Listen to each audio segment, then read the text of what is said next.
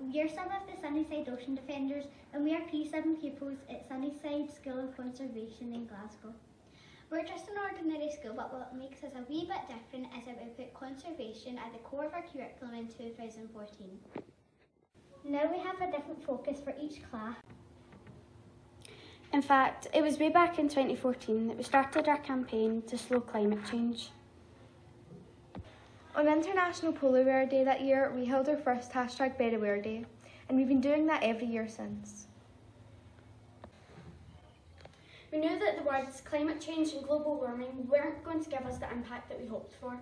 So we decided that using our iconic polar bear instead might make more people take notice and more action. At Sunnyside, we created a campaign called #BearAware and #PauseForThought. It's about getting everyone to make small changes that can make a big difference. So chill out, turn your thermostat down, tap saff. It's always tap saff weather, as you should turn the tap off when brushing your teeth. Power off, switch off stuff when you're not using it, and veg out. Cutting down your meat just a little each week helps reduce greenhouse gases. Around our classrooms, we have BearAware stickers to remind us to do these things. And we have this pause for thought reminder up beside our doors. One of the key things we were taught at Sunnyside is that if the government is asking your opinion, then you should give it. One of the consultations we took part in is the #ClimateReady proposal. It's good that our government are admitting that global warming is an issue and looking at ways which will be ready for any problems, but we noticed that there was no mentioning of bringing in more education about this. So we wrote to John Swinney, who is the Education Minister, and asked him if we could make climate change and marine litter lessons a more important part of our curriculum for excellence.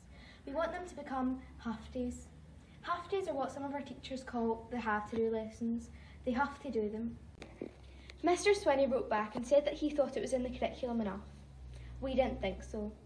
So our teacher undertook the United Nations Climate Change Teacher course, and every class at Sunnyside has been working through climate change lessons over the last few months. Children need to know about the climate change if they are to help slow it down. We all need to be better aware. We've been on tour with our projects and workshops from the Highlands to the Islands and even down to London. We know we need to offset our carbon footprint, so we started a campaign called #GetYourGrove and we planted trees in our digital grove whenever we travel far. At Sunnyside, one of our main big focuses is rewilding, and we love to get down to the dirty work, planting trees and plants with our bare hands. But how often are you going to go outside and plant a tree? That's why we have a digital grove and we can plant trees online.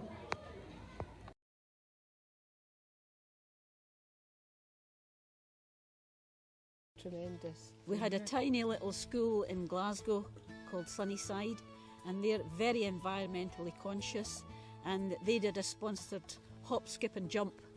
I think the sum they raised was about £200, but it doesn't really matter. It's what was behind it. Their efforts were every bit as valuable as the big contributions, because they came from the heart. Yeah.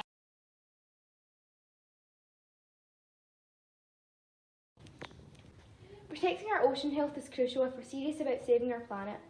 Thankfully, everyone now is more aware of the impact of plastic pollution, but fewer people are aware of the vital role that marine plants like seagrass and kelp can play in helping us fight the climate emergency.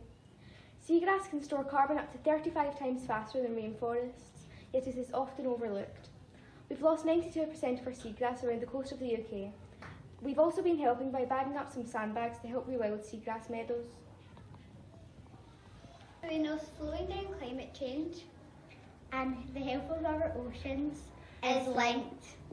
We also hold climate conversations with our families when we can. This picture shows one of the time we had invited some of our parents and families into Sunnyside to teach them about climate change and what they can do to help slow it down. We also hosted a visit to Sunnyside by some people from the Marshall Islands. These are a group of islands and atolls in the Pacific Oceans that are in the front line of flooding and land loss due to global warming. There's nothing focuses you more than hearing firsthand the impact of our everyday choices and actions are having on people around the world. We issued them with an apology for the troubles they're having and with the promise that we try and make a difference getting involved with COP26 is part of that promise. We know what we're doing right now is only a drop in the ocean, but if we all work together, imagine what we can achieve.